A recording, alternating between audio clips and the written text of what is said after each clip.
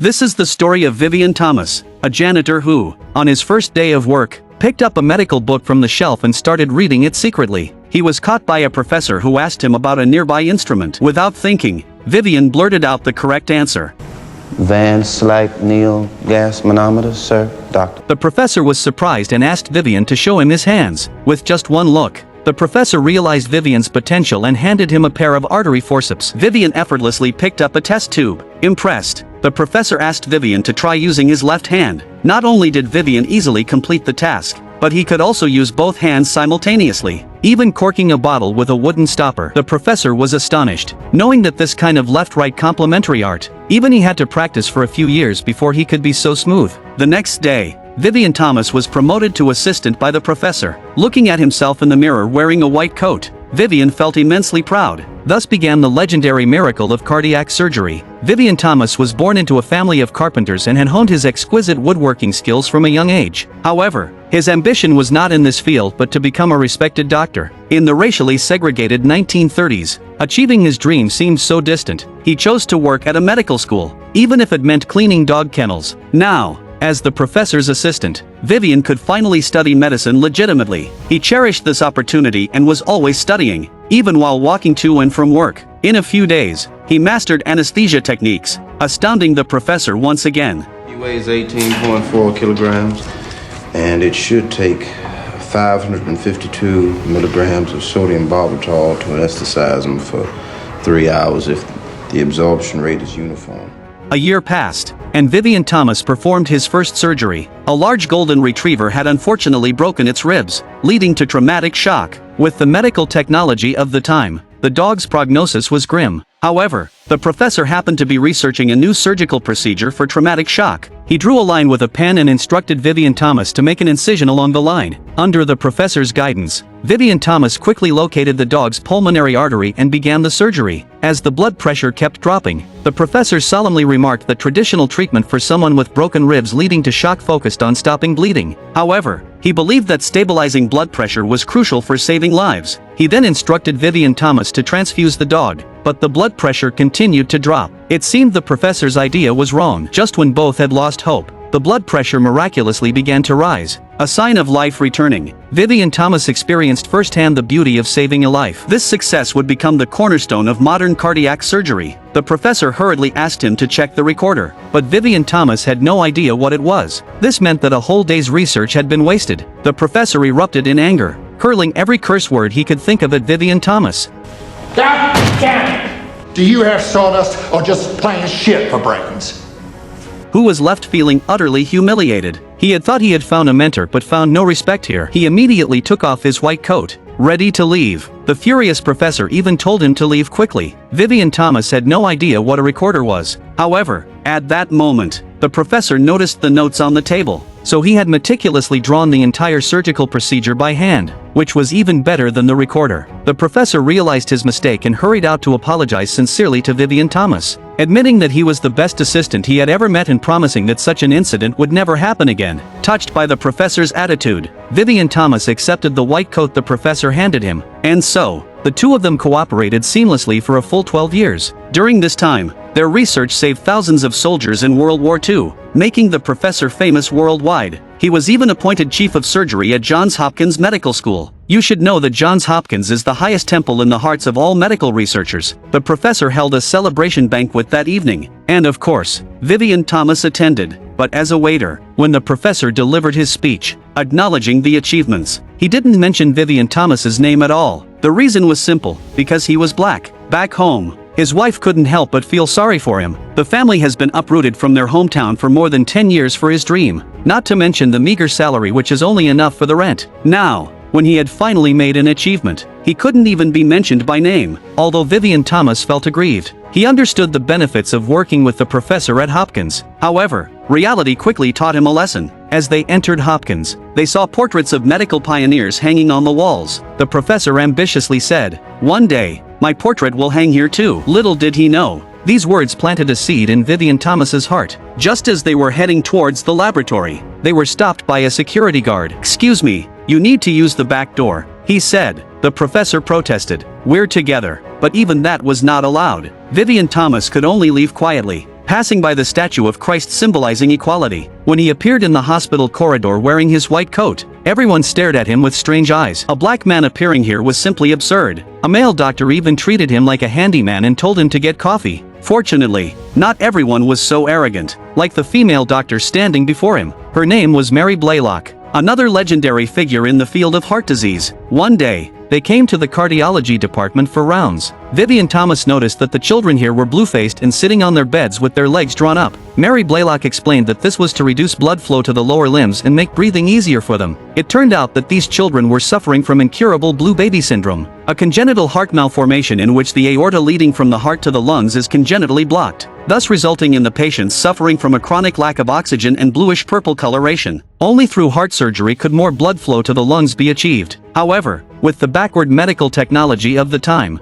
no doctor dared to operate on the human heart, leading to a mortality rate of 100% for this disease. The compassionate Mary Blaylock invited the professor to tackle this difficult problem together, and the ambitious professor immediately agreed. The three of them were determined to pioneer heart surgery. Due to the delicate nature of an infant's heart, the professor suggested first replicating the condition in dogs and then finding a solution. However, dogs' hearts are very small, and their blood vessels are thin. The medical equipment at the time was far from adequate, and their experiments always ended in failure. The professor asked Vivien Thomas to think of ways to improve the tools. As time passed, Vivien Thomas became more and more financially strained. He had to take on a part-time job as a repairman after work. At the evening meal, the wife offered to go out to work in order to make ends meet. Reality and dreams seemed like two parallel lines that would never intersect. Vivien Thomas felt guilty towards his wife. He didn't know how long he could persevere on this medical path. 2 months later, seeing that all the experimental dogs were nearly used up, their research had made no progress. Every time they compressed the heart's blood vessels, the dogs died. At this point, the professor came up with a brilliant idea. Okay, forget constriction. Try partial lobectomy. Remove both lobes of the right lung. Do an arteries to veins fistula where the medial wall of the aorta and the pulmonary artery adhere. I'll be in number 1. Vivien Thomas stared at the heart model in front of him. Perhaps this idea would work. On the other side, the professor, once again frustrated by the lack of precision in medical instruments, failed the experiment. Just as he was losing his temper, he happened to see the respirator newly made by Vivien Thomas. "I knew you would come up with a good idea. You are the only one I can trust here." But Vivien Thomas's surprises were far from over. One day, a medical doctor passing by the laboratory was immediately drawn to the strange homemade tools on the table. What amazed him even more was that Vivien Thomas performed surgery on the dogs with his eyes closed. You're not even looking. It's like when you come home late at night, you know the feel of the room in the dark.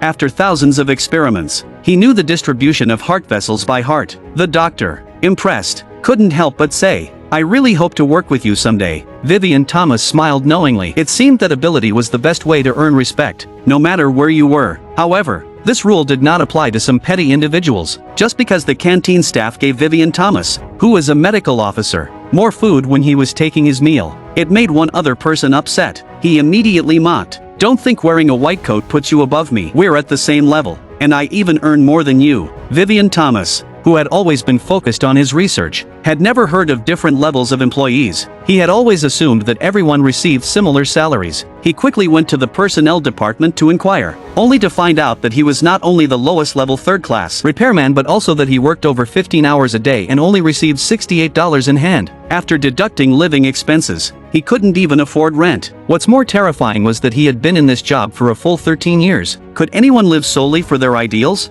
It wasn't until this day, when the professor made a joke, that all the grievances Vivien Thomas had accumulated over the years finally erupted. If you kill that dog, I swear I will take it out of your paycheck.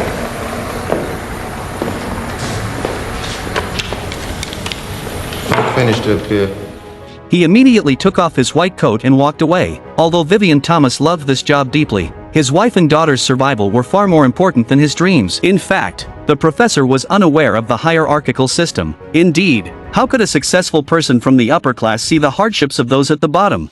Just as the professor frowned, a student called him over. He saw the pulse oximeter and realized that Vivien Thomas had successfully replicated cyanotic congenital heart disease in the dog. After returning home, his wife also blamed him for the incident. Realizing his mistake, the professor had no choice but to apologize in person, marking his first visit in over a decade. Fortunately, this time, not only did he negotiate a $25 monthly raise for Vivien Thomas, but the hospital also agreed to compensate him for the entire previous year's salary. Additionally, his position was promoted to surgical technician, and with that, Vivien Thomas is back in the lab. No matter what, they had successfully replicated cyanotic congenital heart disease, and now it was time to find a treatment. After days and nights of hard work, Vivien Thomas proposed a bold idea. They could cut the artery of the clavicle and then extend it to the pulmonary artery to create a bypass. However, this required pulling the artery a full 4 inches, making the surgery incredibly challenging. But it could turn blue into pink, death into life. They began testing on dogs. While the professor's theoretical knowledge was unquestionable,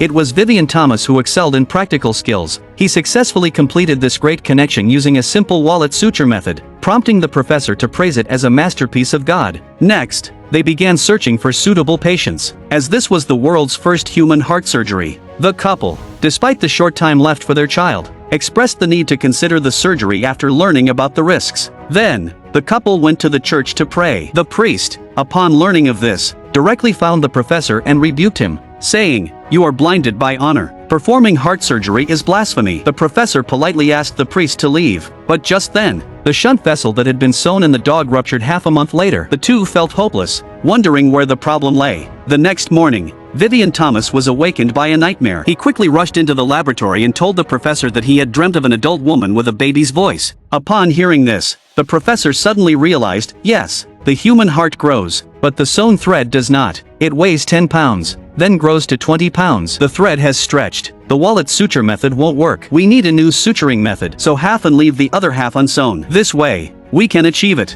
At the same time, the infant's condition deteriorated rapidly, and they had to accelerate the experiment's progress. This time, Vivien Thomas performed the surgery, with the professor assisting. This shocked the doctors in the hospital. They all came to watch, and under the professor's guidance, the experiment was a great success, putting the surgery for cyanotic congenital heart disease on the agenda. However, when he recruited surgical assistants, the medical doctors present shook their heads. No one wanted to risk their reputation. The dean strongly advised against it. If the surgery failed, he would ruin his entire medical career. The professor was deeply self-doubting, but the infant's condition was urgent, and the couple had to accept the surgery. Thus, the first human heart surgery in history was about to begin. Before that, the heart had always been a taboo in the medical field. Therefore, the scene was filled with medical experts watching. However, to their surprise, the professor, who was supposed to perform the surgery, was so nervous that he hesitated to start. It turned out that his partner, Vivien Thomas, was rejected because he was black. Vivien Thomas was actually the best candidate for this surgery. Despite the questioning looks of the others, the professor walked out of the operating room. Page Vivien Thomas immediately. I won't tell you again, page it. We're only allowed to page doctors. God damn. Vivien Thomas. Paging Vivien Thomas. She wanted it OR right now. Come on the run, you hear? This is Blaylock. When a black man walked in, the experts were in an uproar. They couldn't understand how a black man could qualify to be there. But what happened next left them all stunned. As the surgery began, every cut by the professor was actually directed by Vivien Thomas. Even the choice of instruments and techniques had to follow his advice. The experts in the room were discussing fervently. Just then, a nurse accidentally bumped into the surgical lamp, startling the professor, who made a mistake. Everyone was on edge. This was delicate surgery on the most fragile organ. One misstep could be catastrophic. Fortunately, the experienced professor managed to stop the bleeding in time. The most critical step followed, with the blood pressure already down to 68, indicating that the infant was on the brink of death. The professor quickly took out the custom-made surgical forceps designed by Vivien Thomas to connect the shunt vessel. Vivien Thomas watched every move carefully. With everyone's effort, the professor completed the vessel's suturing, and the infant's color returned at a visible speed. At that moment, the medical taboo of not cutting into the human heart was completely shattered. Amidst the cheers, the professor was hailed as a hero, but there were also rumors circulating. Although feeling uneasy, the professor praised Vivien Thomas for his excellent work. More and more parents of patients came, and each surgery attracted renowned doctors from around the world to observe. Then came the interviews. The professor would have the doctors involved in the surgery take a group photo, while Vivien Thomas stood by lonely. His name was not even mentioned in the news magazines. But the next incident was the most heart-wrenching for him. At the celebration banquet, the professor introduced all the colleagues involved in the surgery one by one. Vivien Thomas could only pretend to be a service staff member. Yet, until the end, he did not hear his name. As if all the success had nothing to do with him. All his dreams of fame were shattered in that moment. Finally, Vivien Thomas decided to let go of his dream. That evening, he found the professor and submitted his resignation. The professor thought he was being unreasonable. Is that what this is all about? Hobnobbing with the powers that be, Vivien? They will never let you into their club. It is naive to think otherwise. Will you stand still? I have taken you every step of the way with me, and now you want to throw all that away for what?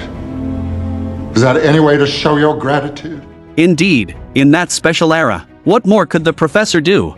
In the end, Vivien Thomas chose to leave and became a pharmaceutical sales representative. His current income was several times higher than before. In just a few years, he bought a car, and his family thought his choice was absolutely right. But his wife, who had been with him for many years, could tell at a glance that his heart was not in it. Making money by running around was not where his true passion lay. It was in doing research at the medical school. So, encouraged by his wife, Vivien Thomas took the initiative to reconcile with the professor. After several years, both of them had matured. This time, he no longer cared about fame or fortune. He only pursued the love in his heart. And so, Vivien Thomas stayed for a full 20 years, not only training countless excellent surgeons for Johns Hopkins but also saving one life after another with the ever-exploring scalpel. Until one day, the professor, now old and in a wheelchair, suddenly found Vivien Thomas and told him that Columbia University had invited him for a doctorate and he wanted his old friend to join him. But after some thought, Vivien Thomas declined, and the professor didn't push. They then reminisced about the past. After so many years, there was no longer any barrier of hierarchy between them. The professor's portrait had long been hung in the hall, becoming a legendary figure in the medical world. Suddenly, he stopped the wheelchair and said something strange. He said that if a person had no regrets, then it was as if they had wasted their life. My regret is, but in the end, the professor couldn't say it, though Vivien Thomas understood in his heart. Then, the professor suddenly stood up from the wheelchair and, trembling, walked out of the research institute alone. The next day Vivien Thomas received the news that the professor had passed away in his sleep. He sat paralyzed on the steps, unable to let go for a long time. They had been teacher and friend for decades, but now only he remained. In the years that followed, Vivien Thomas continued to train generations of medical talents for the college. Finally, in 1976, Johns Hopkins University awarded him an honorary doctorate and painted a giant portrait of him. Vivien Thomas became the first black person in history to receive this honor, and his portrait was hung next to the professor's. The movie is based on the true story of Vivien Thomas, who went from being a carpenter to a respected medical doctor. The road has been full of thorns, but remember, your birth is never an excuse for your downfall. As long as you have ideals and work tirelessly for them, one day you will step through the thorns and create your own miracles. I am a movie enthusiast. Welcome to subscribe to my channel. See you next time.